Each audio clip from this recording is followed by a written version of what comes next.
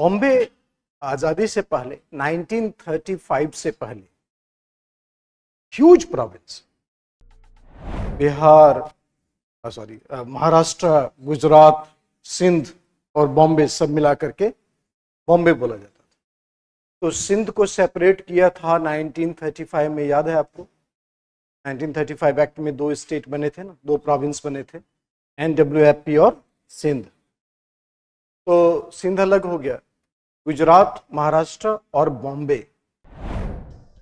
बॉम्बे में ज्यादातर पॉपुलेशन जो था वो नॉन मराठी स्पीकिंग पॉपुलेशन था, 2/3 अराउंड। और दूसरा बात था कि उसमें जो डोमिनेंट इंडस्ट्रियलिस्ट इकोनॉमिस्ट थे वो सब गुजराती थे।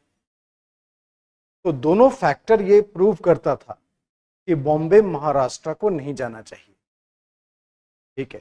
बट ट्रेडिशनली जो लैंड है वो मराठा का है बॉम्बे, बने ही बॉम्बे के अंदर, and it was surrounded by the Maratha population as well. तो इस तरह से गुजराती क्लेम करता था कि बॉम्बे गुजरात को मिलना चाहिए, और वहां पर नॉन मराठी पॉपुलेशन भी है, और गुजराती का दावा है कि हमने बॉम्बे क्रिएट किया है। इन सभी बातों को लेकर के बॉम्बे एक बहुत ही कंटेंजियस इशू बन गया, और उसमें एक मराठी स्पीकिंग महाराष्ट्र बना, एक गुजराती स्पीकिंग गुजरात बना। अब बॉम्बे को लेकर के डोलड्रम जारी था। नेहरू जी की इच्छा थी कि बॉम्बे को यूनियन टेरिटरी बनाया जाए, ठीक है। बहुत सोच समझ के उन्होंने फैसला लिया था, और बिल्कुल सही सोचते थे नेहरू जी। आज़ादी के हीरो थे, तो देश के बारे में उनके विचार काफ़ी अलग थे। वोट बैंक में तो नहीं जीते थे, वो तो श्योर था उस वक्त, और वोट था भी नहीं किसी को उनके अलावा। पार्टी भी तो रहना चाहिए ना, कि जिससे कि अपोजिशन पार्टी हो तो वोट बढ़ जाए। अपोजिशन ही 2-4 दिखते थे, और नेहरू जी का कौन अपोजिशन करता था? बहुत कम लोग थे। हालांकि आपको बताया था कि उन्होंने एकदम बोल्ड डिसीजन लिया था यूटी बनाने के। तो उनके ही पार्टी के जो बॉम्बे से एमपी थे BN गाडगिल, उन्होंने इस्तीफा दे दिया। तो नेहरू जी थोड़े दबाव में थे, तो उनका दूसरा इरादा था कि बॉम्बे को एक अलग प्रोविंस बना देते हैं, और वो बाइलिंगुअल प्रोविंस होगा, गुजराती और मराठी दोनों।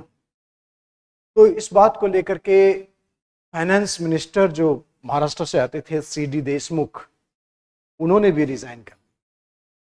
तो टेंशन काफी हाई हो गया था बॉम्बे को लेकर। बाद में जब चुनाव हुआ देश में दूसरी बार, तो कांग्रेस पार्टी महाराष्ट्र से सारी सीटें हार गई बॉम्बे के मुद्दे पर। तो उस समय इंदिरा गांधी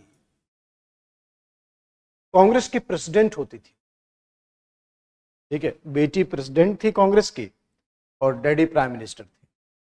तो ये इंदिरा गांधी को बुरा लगा कि हमारे प्रेसिडेंटशिप में डैडी महाराष्ट्र से चुनाव हार गए। तो फिर